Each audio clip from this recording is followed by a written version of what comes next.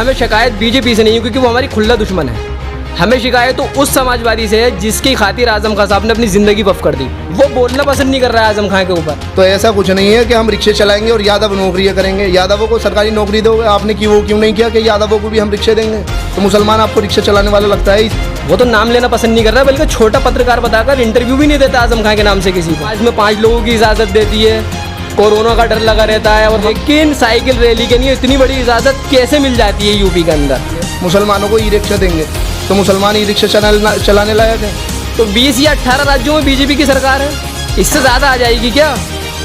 आज अखिलेश यादव का चेहरा ये साबित करता है आजम खान साहब के हक में नहीं बोलकर कि वो आरएसएस की सोच रखते हैं और मुसलमानों को अंदर ग्राउंड, यानी कि जिसको हम बोलते हैं कि आस्तीन का सांप। मैंने कितने पर लड़े थे? बोले सब पे लड़े थे वैसे साहब। मैंने आपको यही नहीं पता, मामू मुझसे ज़्यादा आप पढ़े लिखे हैं। मुसलमानों ने पूरा भरोसा जताया था समाजवादी पे, लेकिन उसने हमारे साथ दगा की।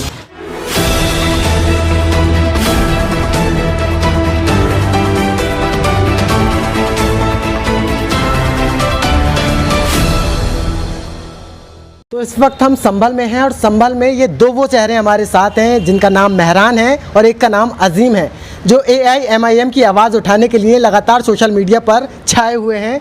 इन्हीं से बात करेंगे कि आखिर MIM उत्तर प्रदेश में क्या रुख रखती है, किस पार्टी के साथ जाएगी और उत्तर प्रदेश में कितना हिस्सेदारी लेकर उत्तर प्रदेश में मुस्लिम की या हिंदू की आवाज़ उठाएगी। ये आप आवाज़ उठा रहे हैं AIMIM की, किस तरीके से देखते हैं? आपकी वीडियो लगातार वायरल हो रही है। देखिए, मैं तो जो भी आवाज़ उठाता हूँ वो हक बात जो होती है मैं उसी की आवाज़ उठाता हूँ। अब जो मुझको सही लगता है मैं वो बात अपनी सोशल मीडिया पे रखता हूँ और आप लोगों के चैनल के माध्यम से आवाम के बीच में जाती है। अब वो आवाम की ज़िम्मेदारी उनको अच्छी लगती है, वो लाइक करते हैं और ज़्यादा से ज़्यादा वीडियो पर व्यूज़ भी मिल जाते हैं, मतलब अच्छी तरीके से सुनते हैं। तो मैंने अभी 1 महीने पहले एक इंटरव्यू में कहा था कि समाजवादी जो मुसलमानों की ठेकेदार बनती है और यादवों की पार्टी है, बस मुसलमानों को तेज़पात के पत्ते की तरह इस्तेमाल करती है। जब उसकी हुकूमत बन जाती है तो वो तेज़पात जैसे बिरयानी में से पत्ता निकाल कर फेंक दिया जाता है नहीं, तो वो मुसलमानों को नज़रअंदाज कर देती। जैसे कि उसने 2012 में सरकार बनाने के बाद मुसलमानों को नज़रअंदाज किया, 18% आरक्षण का वादा किया था, वो वादा वो बिल्कुल मुकर गए। 1% भी उन्होंने आरक्षण नहीं दिया। तब के समाजवादी को उस टाइम पूरी मुसलमानों ने वोट दिया था। असदुद्दीन ओवैसी साहब की पार्टी उत्तर प्रदेश में नहीं थी। मुसलमानों ने पूरा भरोसा जताया था समाजवादी पे, लेकिन उसने हमारे साथ दगा की और हम युवा जो बेरोज़गार की कगार पर आज उत्तर प्रदेश के अंदर टहल रहे हैं, जो नौकरी नहीं मिल पा रही किसी को भी। मुझे देखने को मिलता है मेरे साथ के कई फ्रेंड्स यहाँ से बाहर जाकर नौकरी की तलाश में हैं, दिल्ली के अंदर और जगहों पर बहुत दिक्कत से वो नौकरी कर पा रहे हैं। जो उनको नौकरी उत्तर प्रदेश सरकार की तरफ से 2012 में सरकार बनने के बाद मिलनी चाहिए थी, वो नहीं मिली। अब इंशाल्लाह हम चाह रहे हैं कि बदलाव हो उत्तर प्रदेश के अंदर। मेहरान साहब, आप क्या कहना चाहेंगे? आपकी भी जो है वीडियो बहुत ज़्यादा देखी जा रही है। वीडियो का तो यही है, आप सभी का, आपके चैनल का आपका बहुत शुक्रिया है। जो हम ओवैसी साहब के लिए जो है, जो हक ओवैसी साहब के हम साथ जो हैं वो हक आवाज़ बुलंद करने के लिए हैं। ओवैसी साहब सियासी जमात है ओवैसी साहब की, ओवैसी साहब को हक है पूरे हिंदुस्तान में कहीं भी, जैसे कि कुछ जुम्मन समाज हो या सेकुलर और पार्टियाँ होती हैं ओवैसी साहब के अलावा, उन पर इल्ज़ाम लगाती हैं बीजेपी के एजेंट का। जैसे कि बिहार में भी लगाती हैं कि बिहार में ओवैसी साहब ने जाकर के हरवा दिया। उनको मैं ये बताना चाहूँ, हमारे शहर के विधायक भी हैं, वो भी ये कह रहे थे कि बिहार में जाकर के उन्होंने बीजेपी की सरकार बनवा दी, मगर ऐसा कुछ नहीं है। और हमारे मुस्लिम समाज में ये है कि वो ये सोचते हैं कि हो सकता है कि सब पर 243 सीटें हैं विधानसभा की बिहार में, वो ये समझते हैं कि सब पे ओवैसी साहब के कैंडिडेट खड़े हुए थे, उन्होंने सब में हरवा दिया। ऐसा कुछ नहीं है। ओवैसी साहब ने सिर्फ 19 सीटों पर कैंडिडेट खड़े किए थे, जो कि कांग्रेस का और तेजस्वी यादव का जो गठबंधन था उनमें 11 कैंडिडेट उनके जीत चुके और 5 कैंडिडेट हमारे AIMIM के जीते ओवैसी साहब के। वो बीजेपी के जो पहले भी जीते हुए थे वही दोबारा जीते, और हमारे सामने कोई भी ऐसा कैंडिडेट नहीं है जो बीजेपी का जीता हो हमने जितवाया हो जहाँ पर उसे ऐसी लगी हो, क्योंकि 2 कैंडिडेट हमारे ऐसे हारे हैं जो कांग्रेस ने हमारे हरवाए 2000-3000 वोट लेकर के, नहीं तो हमारे 7 MLA होते बिहार में भी।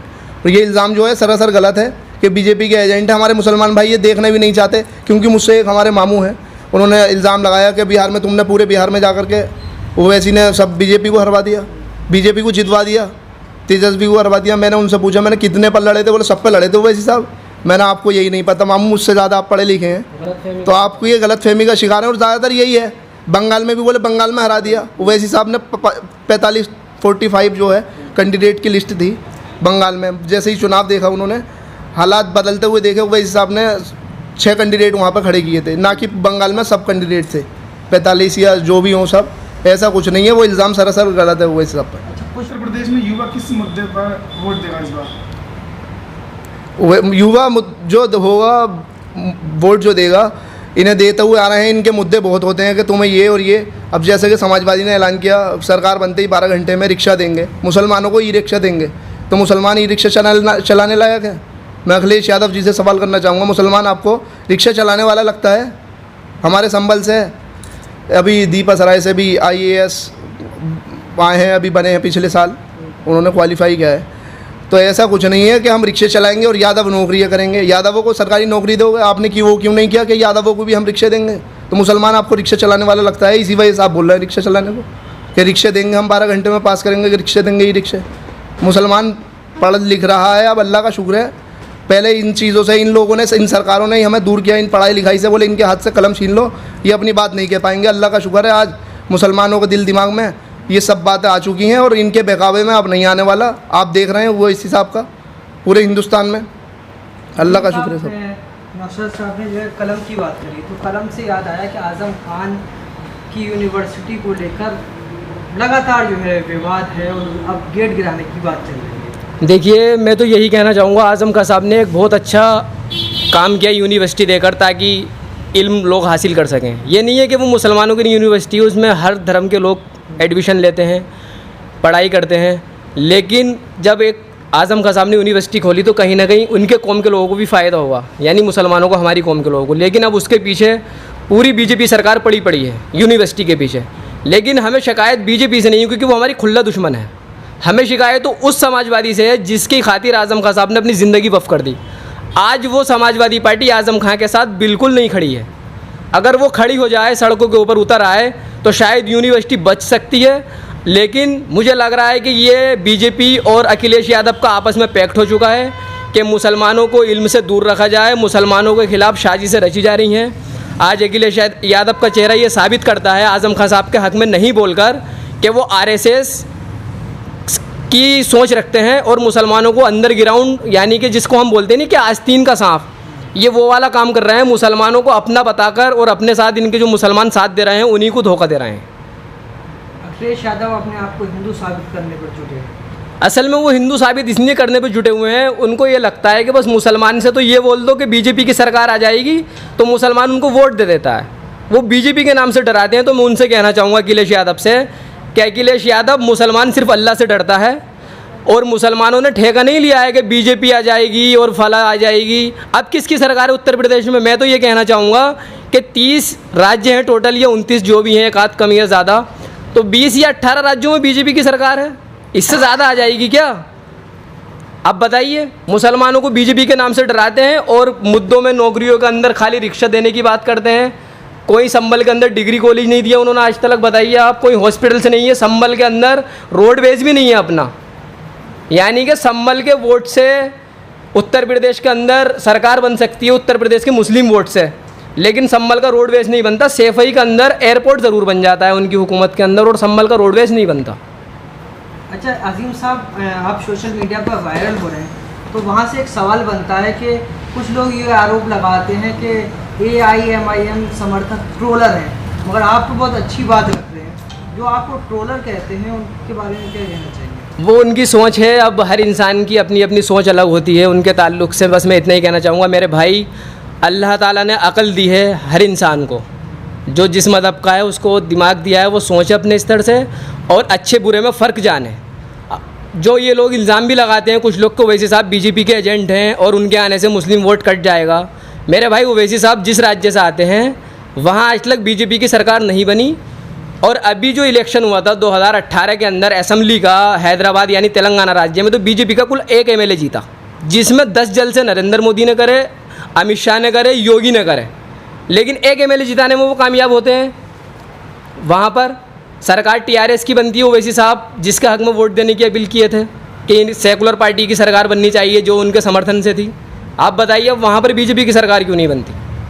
तो जिस तरीके से अभी साइकिल यात्रा हुई है समाजवादी पार्टी को लेकर, वो कह रहे हैं, बोले समाजवादी पार्टी में इतनी जोश शोश से साइकिल यात्रा निकली है कि AIMIM हो या BJP हो, सब आंधी की तरह साफ हो जाएगी? देखिए, मैंने भी उस साइकिल यात्रा की काफ़ी सारी वीडियो देखी हैं, तो उसके अंदर कुछ समाजवादी के समर्थकों को मैंने देखा, सिर पर लाल टोपी लग रही है, हाथ में साइकिल का झंडा है, रैली में जा रहे हैं, लेकिन योगी जी की जिंदाबाद क्यों कर रहे हैं वो लोग?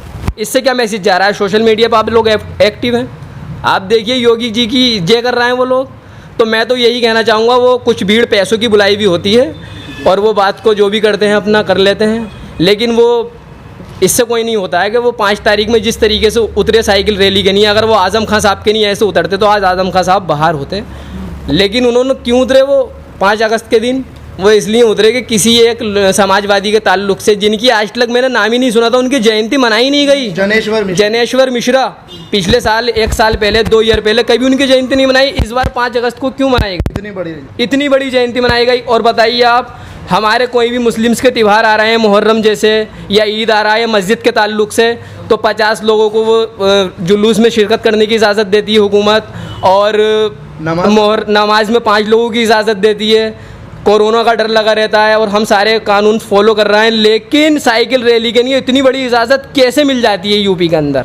तो हम तो यही कहेंगे कि योगी और अखिलेश एक सिक्के के 2 पहलू हैं। बीजेपी और समाजवादी पार्टी मिली हुई हैं आपस में, एक दूसरे को बस भटकाना जानते हैं। मुसलमानों का वोट लेकर ये सरकार बनाना चाहती है समाजवादी, और हिंदुओं का वोट लेकर बीजेपी सरकार बनाना चाहती है। लेकिन इस बार ऐसा नहीं होगा इंशाल्लाह। सब प्रोटोकॉल जो है इन्हें मुसलमानों से फॉलो कराने हैं, और समाजवादी के लिए ये अंदर खाने सब मिले हुए हैं। ये खुद छूट इतनी देते हैं और लास्ट टाइम पर आकर इनको ही ये परेशान भी करते हैं, सब करते हैं। फिर ये इल्ज़ाम लगाते हैं घूम फिर कर वैसी बीजेपी के एजेंट है, जब इन पे कुछ नहीं मिलता इन लोगों को कि वो वैसी बीजेपी के एजेंट है। बोले इसी तरह से हम बेका लेंगे। और जनेश्वर मिश्र जी की अभी जयंती हुई है 5 अगस्त को, इसमें इन्होंने, मैंने देखा कि अखिलेश यादव की प्रेस कॉन्फ्रेंस देखी मैंने पूरी, उसमें कहीं भी आज़म खां साहब का नाम नहीं लिया गया, नई यूनिवर्सिटी का नाम लिया गया उनकी। और ये जो हमारे मुस्लिम नेता हैं अपने अपने एरिया के गढ़ के, उन्होंने अपने पोस्टर फ्लैक्सी वगैरह छपवाए, वो बोले आज़म खां की रिहाई के लिए हैं ये।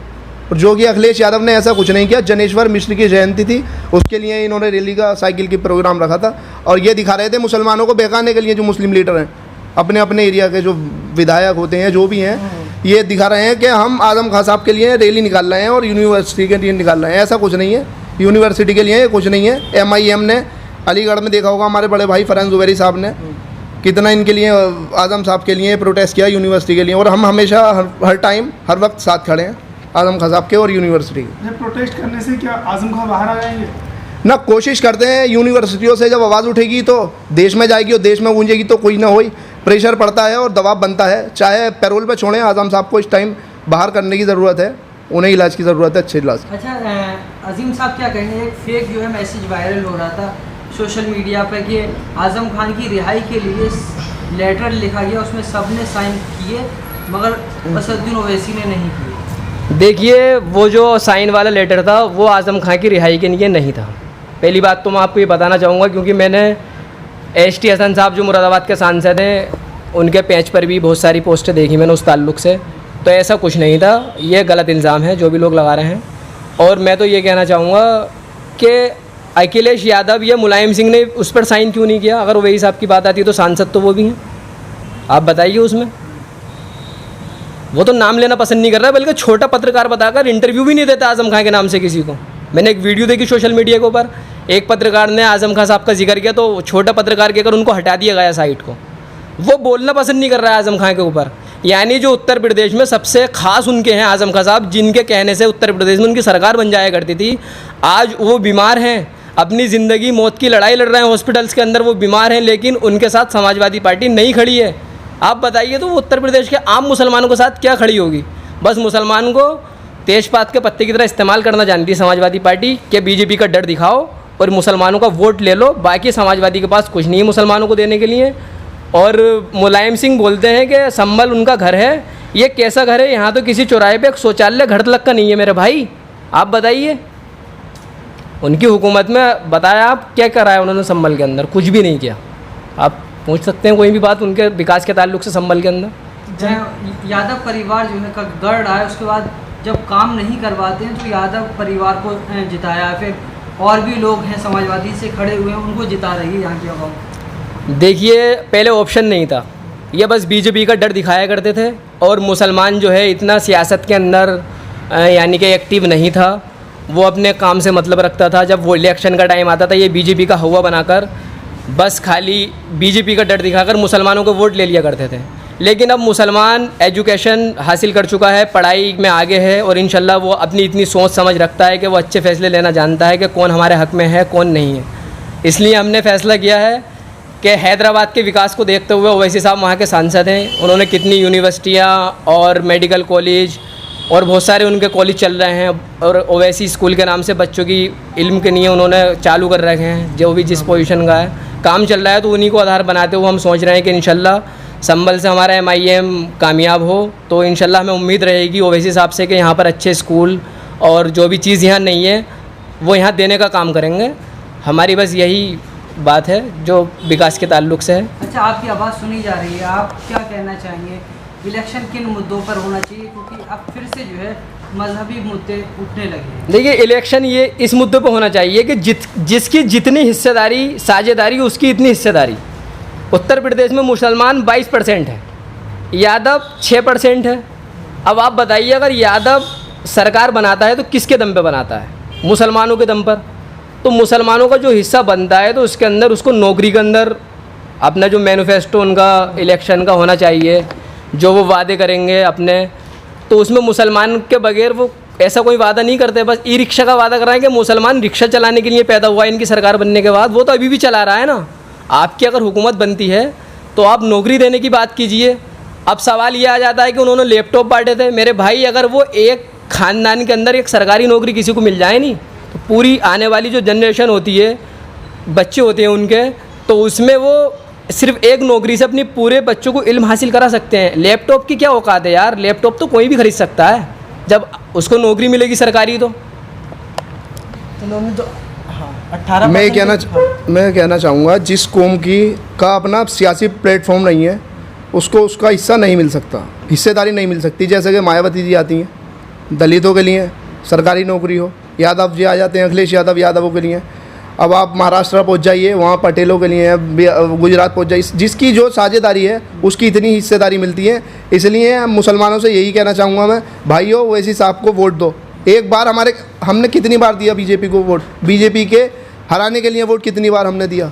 इनके डर से बोले बीजेपी आ जाएगी, बीजेपी आ जाएगी। मैं कहना चाहूँगा एक बार ओवैसी साहब को वोट दें और वो ओवैसी साहब को वोट दे के कामयाब करें और उसके बाद देखें आप किसे वोट देना है किसे नहीं देना है। आपको उससे परेशानी कोई नहीं होगी, उससे ओवैसी साहब से आपको सब फ़ायदा ही मिलेगा।